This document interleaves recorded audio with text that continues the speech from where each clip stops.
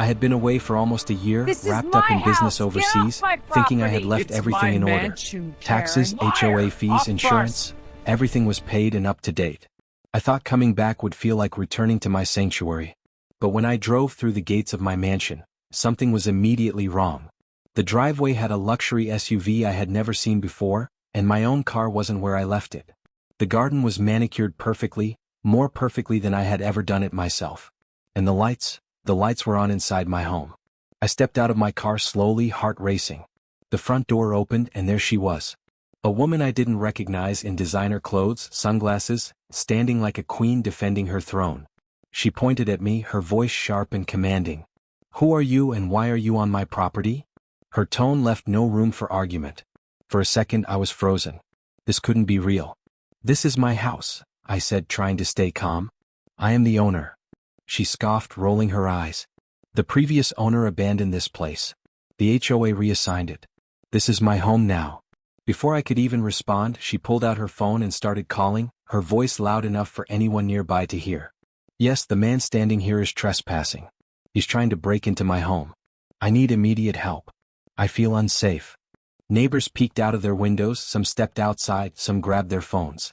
Their whispers filled the air, and I felt like an intruder in my own home. My heart sank, but I knew I had to act fast. When the police arrived, she rushed toward them, putting on a full performance of distress. She told the officers that I was trying to steal her property and that she had every legal right to live there. Her acting was intense, and for a moment, I could see the officers hesitating.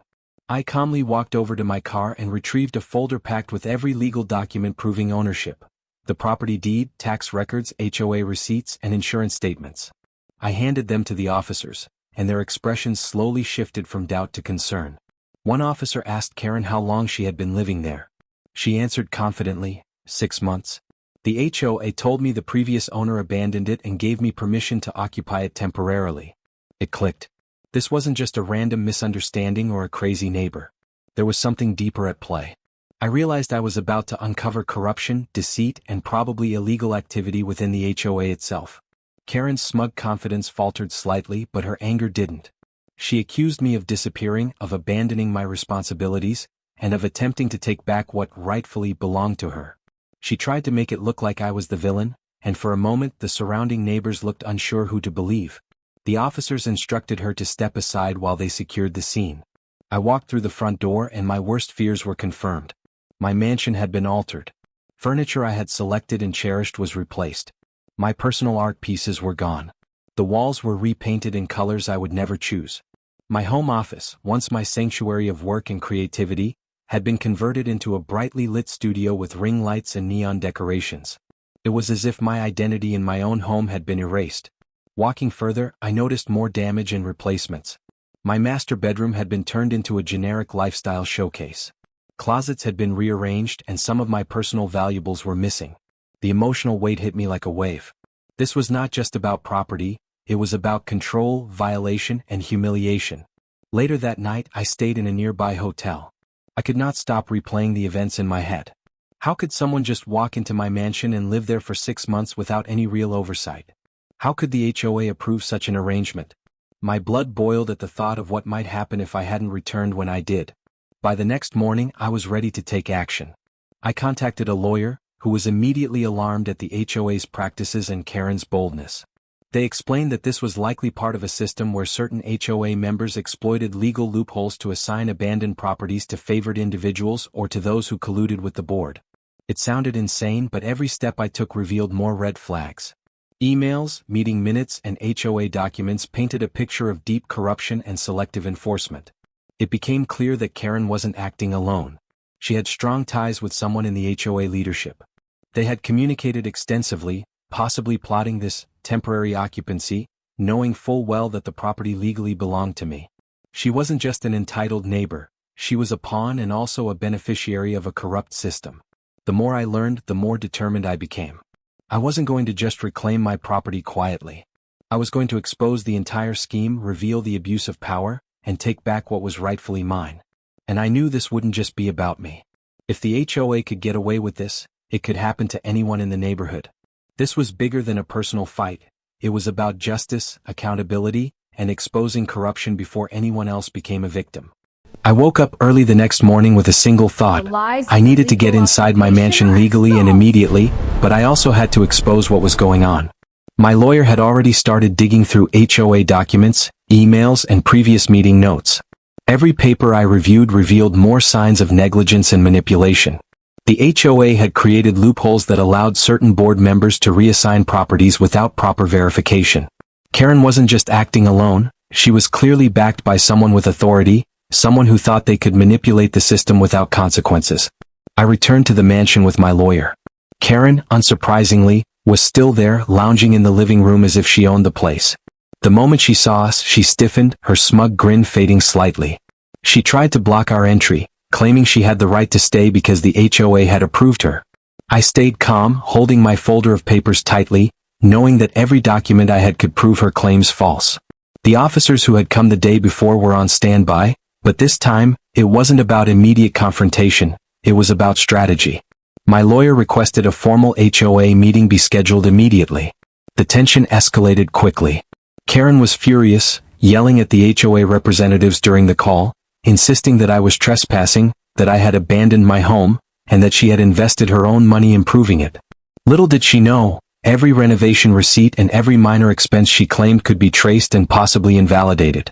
Meanwhile, my lawyer pointed out the clauses in the HOA bylaws that made her occupancy clearly illegal. It was a meticulous dissection of her lies and half-truths, and I could see her confidence beginning to waver. The neighbors, who had been watching silently for months, began to show signs of interest. Several of them came forward with their own stories of how the HOA had mishandled property disputes and misrepresented assignments. Some homeowners had even received false notices, threats of fines, and other intimidation tactics. Slowly, a sense of collective outrage was forming. Karen's arrogance, which had been her shield, was starting to crack. She realized that more eyes were on her than she had anticipated. Over the next few days, emails and communications started leaking from HOA archives, and the depth of corruption became clear. Karen and her ally had been manipulating property records, misrepresenting abandoned homes, and quietly allowing select individuals to occupy them. Every time a homeowner tried to investigate, vague excuses and legal jargon were thrown in their face to slow them down. But with my lawyer's help, I had all the evidence neatly organized.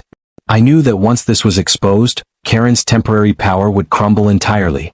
Finally, the day of the official HOA meeting arrived. Karen walked in with her usual arrogance, expecting to intimidate everyone in the room. I walked in calmly, holding my folder, ready to present the undeniable proof. The board members looked nervous, caught between enforcing the rules properly and siding with someone they had unknowingly empowered. As we went through each violation, miscommunication, and illegal assignment, it became increasingly clear that Karen had no legal claim to the mansion. Her protests became desperate, her tone louder but less convincing. By the end of the meeting, Karen's mask had fallen completely. Board members, neighbors, and officers all recognized the illegal actions she had taken and the role she played in the HOA's mismanagement. For the first time, the power dynamic shifted entirely. What she had thought was a permanent victory turned into a public defeat. And though she had tried to use fear, manipulation, and intimidation to control the situation, none of it worked when exposed under proper scrutiny. I finally felt a measure of justice, but I knew the story was far from over. The morning after the HOA meeting felt surreal. Is out of I had control. reclaimed some of my confidence, We need a plan. but the real battle was only beginning. Nightmare. Karen was furious, pacing back and forth inside the mansion, muttering about lawsuits, conspiracies, and how she was being wronged. But now, I had more than just ownership documents. I had neighbors on my side, emails exposing her lies, and a lawyer ready to fight. I started by organizing all the evidence chronologically. Every HOA email, meeting note, and document that mentioned temporary occupancy, or abandoned property, was carefully scanned, logged, and backed up. I could see the pattern clearly. Karen was part of a bigger loophole. She exploited the confusion over absentee homeowners to occupy properties illegally, relying on HOA incompetence and occasional complicity. And the HOA, probably without even realizing, had provided the perfect cover for her actions. With the evidence ready, I arranged a neighborhood meeting. Word had spread about the HOA corruption, and almost every homeowner attended. People shared their experiences, fines that appeared out of nowhere, threatening letters, arbitrary rules enforced selectively. Every story confirmed what I had suspected. Karen had been lucky or bold enough to think she could operate without consequences. But with the community united, her power was already slipping. We went through the documents together. Each HOA misstep, each violation of bylaws, and each misassigned property was laid bare. The room buzzed with a mix of shock, anger, and determination. Neighbors who had once felt powerless now had a clear path to demand justice. I could see Karen growing increasingly nervous as she realized her tactics had been exposed. Her usual confidence was replaced with desperation. Over the next week, the HOA board received formal complaints, backed by mountains of evidence.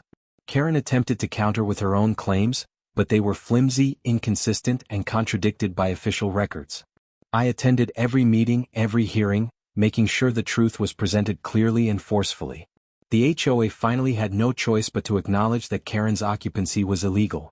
Meanwhile, Karen tried to manipulate the narrative with neighbors, claiming she had been improving the property and helping the community. But people had already seen the emails, the receipts, and her connection to the HOA insider. Her credibility was gone. Even those who were hesitant at first started siding against her. The tension culminated in a formal notice from the HOA board.